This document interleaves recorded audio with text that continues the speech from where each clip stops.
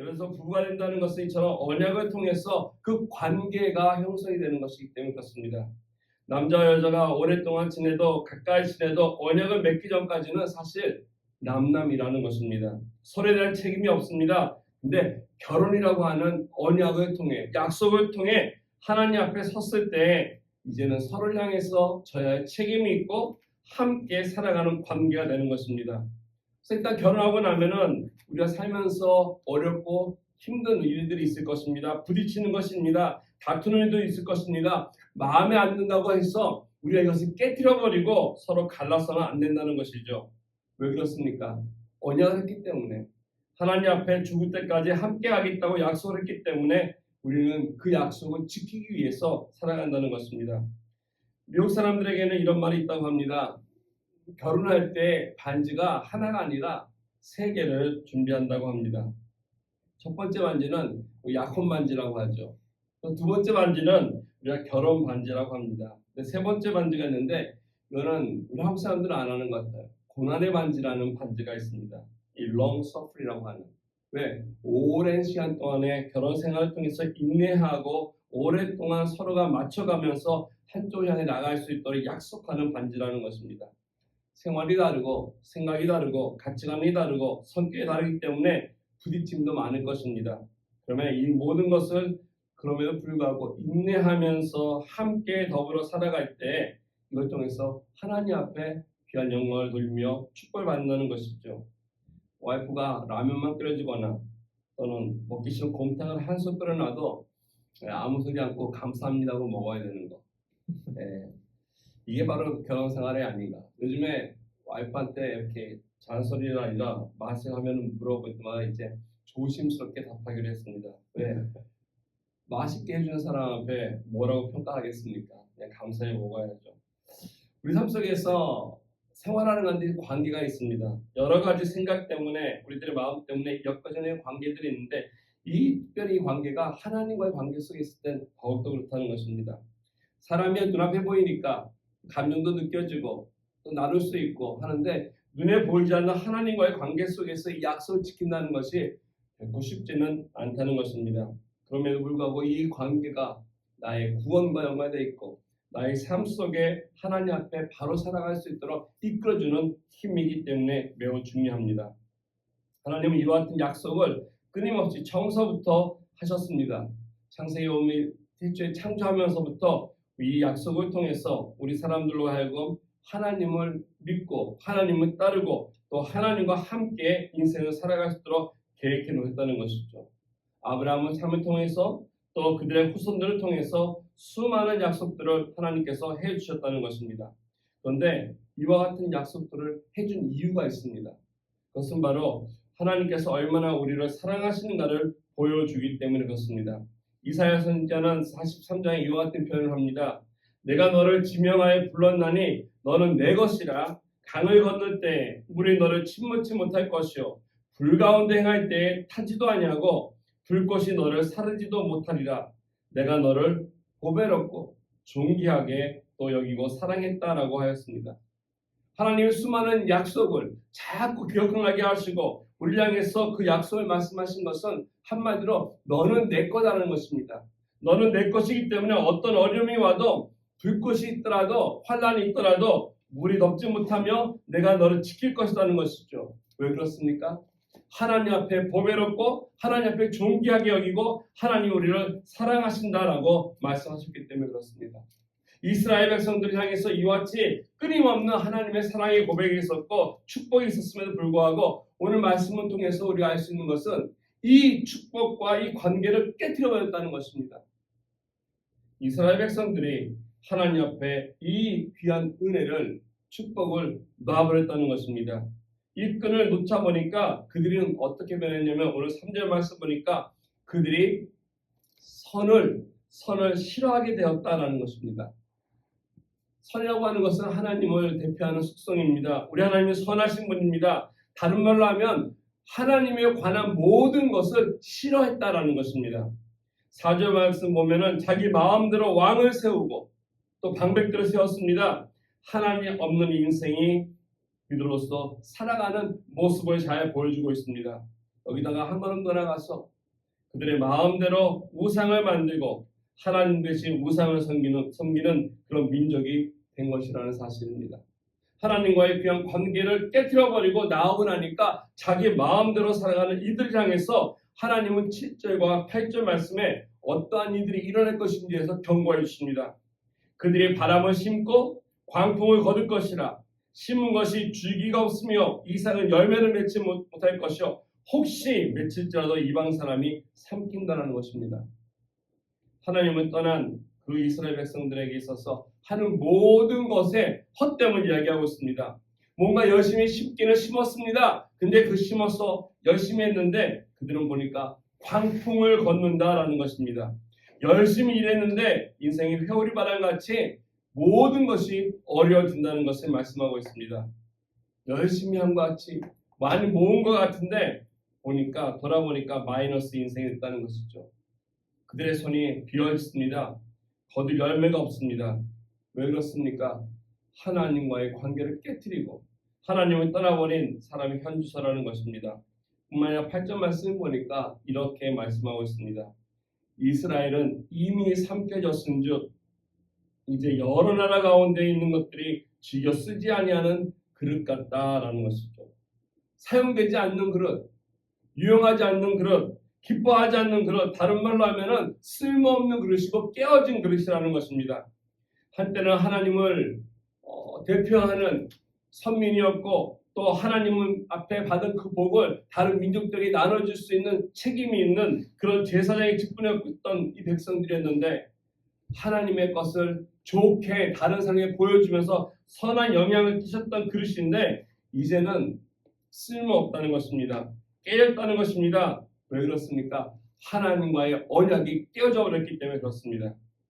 저희들의 삶 속에서 하나님을 모시고 살아가는 우리들 삶 속에 또한 깨어졌던 우리들의 인생이 하나님께 회복되었는데 다시 하나님을 떠난다면 우리 삶 속에 쓴뿌리가 생기고 그걸로 인해 상처가 일어나고 넘어진다는 것입니다.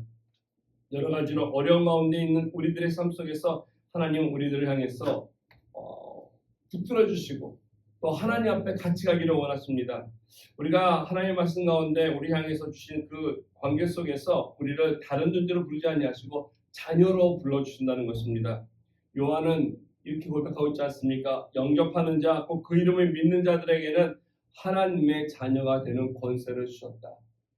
다른 존재가 아닙니다. 하나님의 자녀가 된다는 것입니다. 그래서 하나님과의 귀한 관계 속에서 이 땅에서 하나님의 기업을 우리가 물려받고 누리고 그걸 통해서 하나님께 영광 돌릴 수 있는 사람으로 하나님 앞에 설 수 있는데 이와 같은 관계가 깨어진다면 오늘 이스라엘 백성처럼 아무 쓸모없는 유익하지가 않는 깨어진 그릇이 될 것입니다. 어떻게 해야만 우리 삶 속에서 혹시라도 깨어진 우리들의 상처가 있다면 그래서 우리가 하나님 앞에 바르게 쓰여질 수 있는 못으로 세워질 수 있다면 어떠한 것들을 살펴봐야 되는지 오늘 호세아서는 이렇게 말씀해 주고 있습니다. 우리는 늘 먼저 돌이켜야 할 것인데 첫 번째는 바로 하나님의 첫사랑을 재인식해야 한다는 것입니다. 어떻게 보면 이것이 우리들의 삶 속에서 실패하고 실수하고 넘어졌을 때 우리가 다시 하나님 앞에 일어설 수 있는 깨어진 우리들을 회복시키는 첫 번째 단계라고 말씀드릴 수 있습니다. 오늘 2절 말씀 보니까 이렇게 얘기합니다. 그들이 장차 내게 부르짖기를 나의 하나님이여 우리 이스라엘이 주를 아나이다 하리라 라는 것입니다. 이게 바로 깨어진 민족의 현실입니다. 깨어졌습니다. 고통 중에 있습니다. 그런데 그들은 하나님을 향해서 이스라엘의 주여를 외치고 있다는 것입니다. 행하지는 않습니다. 언약은 지키지 않습니다. 율법을 따르지 않습니다. 그런데 그들의 입술을 통해서 주님을 안다고 고백한다는 것입니다.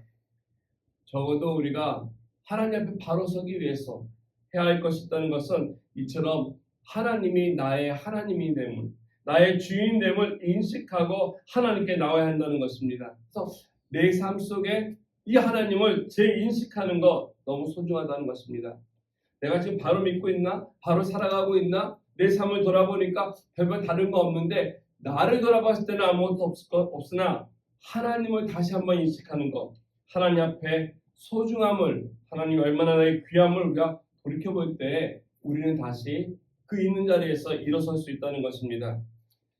늘 같이 있을 때, 늘 내 손에 있을 때에는 어떻게 보면 소중한 것을 잃어버릴 때가 많습니다. 내 손에서 좀 없어졌을 때, 어려움을 당할 때 그 함께 있었던 것에 대한 귀중함을 깨닫는다는 것이죠. 건강을 보면 그렇지 않습니까? 건강할 때는 뭐 불편하지 않기 때문에 그렇게 신경 쓰지 않지만 병에 걸리고 나서는 그 건강이 얼마나 소중한지를 우리가 안듯이 우리 하나님 앞에 나와서 늘 예배하고 하나님 앞에 나와서 늘 찬양하고 기도하는 것이 마치 나에게 큰 변화가 없는 것처럼 느껴지지만은 하나님 앞에서 한번 떠나보세요. 하나님의 드린 예배 자리에서 떠난다면은 하나님의 임재하심과 하나님 앞에 찬양 드림과 하나님을 인식하며 살아가는 그 고백이 얼마나 소중한지를 우리는 알 수 있을 것입니다. 오늘 이스라엘 백성들이 이와 비슷한 것을 경험했습니다. 하나님을 떠나고 언약을 파괴했음에도 불구하고 그들이 하나님 앞에 고통당할 때 하나님을 기억했다는 것입니다.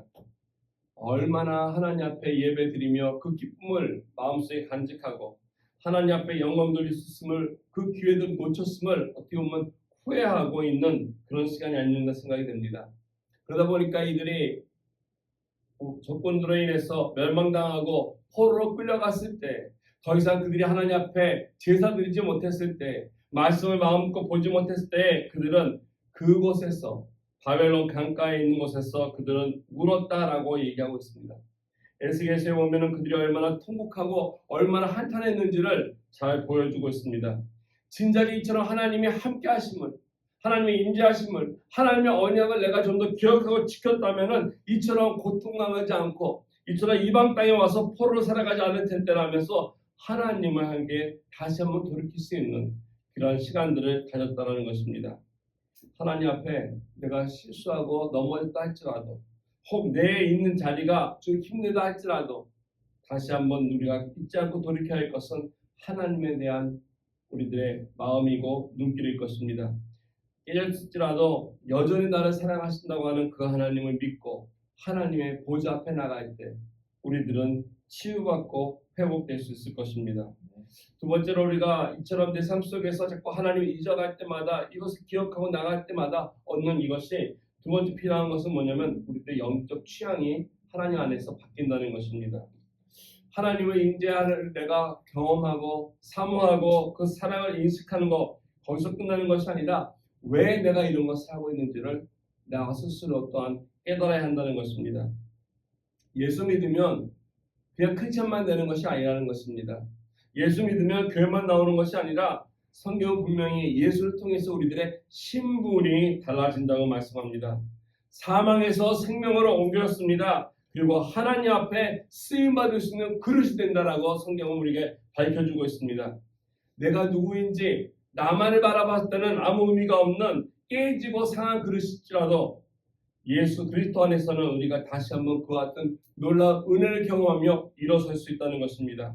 오늘 3절 말씀에 보면 이렇게 얘기하고 있죠. 이스라엘이 이미 선을 버렸으니 원수가 그를 따를 것이다 라고 얘기하고 있습니다. 하나님을 떠났을 때에는 그들이 하는 모든 것, 그들이 생각하는 모든 것, 그리고 하고자 하는 모든 것이 하나님과 상관없는 것이라는 것이죠. 취향이 바뀌었다는 것입니다.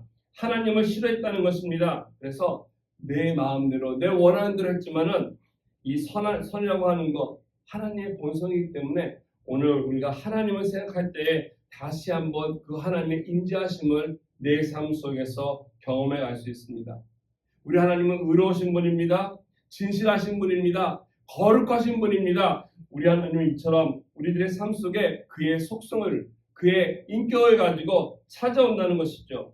근데 그 하나님을 오늘 이스라엘 백성처럼 선을 싫어한다면 나에게 부담이 되는 것입니다. 하나님이 신실하신 게 나에게 부담이 되는 것이고 하나님이 나를 사랑한다는 것이 부담스러워지는 것입니다. 하나님 앞에 있는 것이 좀 거북해지는 것이라는 것이죠. 이것은 바로 하나님과의 관계가 깨져서 떨어져 나갔을 때 느껴지는 현상 중에 하나입니다. 우리의 것이 내 것이 되고 우리의 것이 하나님 것이 되지 못해서 하나님 앞에 살아가는 우리들의 모습은 끊임없이 불편하고 부담스럽고 하나님 앞에 피하고 싶을 것입니다. 이러한 마음을 사도 바울 갈라디아에서 이렇게 얘기합니다. 이게 바로 육체의 소욕이라는 것이죠. 이 육체의 소욕이 성령을 거스리고 오히려 성령의 소욕은 육체를 거스린다라고 표현하였습니다. 그래서 내가 이 바로 하나님 앞에 하나님의 임재를 느끼고 인식하고 돌아올 때 나의 취향이 변해야 된다는 것입니다. 하나님을 싫어하는 것이 아니고 하나님을 부담스러워하는 것이 아니고 하나님 앞에 사로잡혔을 때 내 마음속에 기쁨이 주어지는 것이고 내 마음속에 하나님을 즐겨하는 것입니다. 하나님의 일을 생각하면 마음속에 기쁨이 있고 하나님을 기뻐하면 나의 마음도 기쁘고 예배드리며 기도하며 나의 신앙생활할 때 그것이 즐거운 것이 되었을 때 이것이 바로 하나님이 성령을 통해서 내 마음을 다스려 줄 때입니다. 육체의 소욕으로 가득 차 있는 사람, 육체의 것을 생각하는 사람들은 어떻겠습니까? 놀고 먹고 그리고 즐기는 것에 이 세상의 것에 우리들의 관심과 우리들의 모든 눈길이가 있다는 것입니다. 그래서 하나님의 것을 하자 할 때 그것이 지루하고 힘들고 그리고 어렵다는 것이죠. 하나님이 우리를 지배하기 시작할 때 성이 우리를 지배하기 시작할 때 우리의 취향이 달라져 나간다는 것입니다. 이러할 때 우리가 다른 사람들에게 주변에 있는 사람들에게 영향을 끼치며 함께 그들과 함께 더불어서 하나님의 감동으로 영광을 누릴 수 있는 사람들이 될 거라는 것입니다. 왜 그렇습니까? 향기라는 것이 나기 때문에 그렇습니다. 그리스도의 향기가 나기 때문에 그렇습니다. 이처럼 하나님을 기억하고 또 내 삶 속에 깨어졌던 사람이 회복되는 가운데 하나님 것을 즐겨하고 기뻐한다면은 우리들의 하나님 앞에 조금씩 다시 일어서서 회복되는 것이 우리 삶 속에 있다는 것입니다. 만약 세 번째로 필요한 것이 있는데 그것은 뭐냐면은 우리의 위치에 본래 위치로 돌아가는 것입니다. 내가 있어야 할 위치, 내가 원하는 위치가 아니라 하나님이 바라시는 그 본래의 위치, 내 인생에 뿌리를 내리면서 있어야 할 그곳에 내가 서 있어야 한다는 것입니다. 그 자리가 어디겠습니까? 그 본래의 위치는 토기장 되시는 하나님 자신이라는 것입니다. 오늘 4절 말씀 다시 보시면은 이스라엘이 하나님을 버렸습니다. 그리고 버리고 나서 그 자리에 은으로 또 금으로 된 우상을 만들어 놓고 섬겼다는 것입니다. 우상이라고 하는 것은 아무리 좋은 것으로 또 금칠한다 할지라도 아무런 효과가 없습니다. 우상은 우상입니다. 생명력이 없다는 것입니다. 그래서 오늘 6절 말씀에 이것을 이렇게 이해하고 있습니다. 이것은 이스라엘에게서 나고 장인이 만든 것이라 참신이 아니니 사마리아의 송아지가 산상 죽어나리라. 우상이라고 하는 것은 무엇입니까? 공장에서 찍어낸 제품과도 같은 것입니다. 사람들이 만든 것입니다. 그렇기 때문에 무슨 능력이 있으며 우리가 무엇을 기대할 수 있겠습니까? 이와 같은 금송아지 우상은 이스라엘에게 있어서는 큰 죄를 범하게 한 하나님을 떠나게 만든 큰 이유 중에 하나입니다. 우리가 알다시피 여로보암을 통해서 이 단과 베델에 이와 같은 금송아지를 만들어 놓고 하나님 섬기는 것을 막았습니다. 이것을 그들이 신이라고 고백했는데 그의 결국은 오늘 말씀 보니까 그 송아지가 산산조각난다는 것이죠. 부서지고 깨진다는 것입니다. 그러할 때 하나님 앞에 새롭게 회복될 수 있다는 것입니다. 그래서 우리는 하나님 앞에 돌아가야 한다는 것입니다. 살아계신 하나님께 돌아갔을 때 하나님이 다시 우리를 만드시는데 오늘 예레미야는 이런 것을 토기장이로서 이야기할 때가 많습니다. 토기장이가 지능을 가지고서 그릇을 만들다가 우리는 그릇을 만들다가 잘못되었을 때 깨지면 버리고 다시 만드는 것이 일상적인데 하나님은 그렇게 하지 않는다고 하였습니다.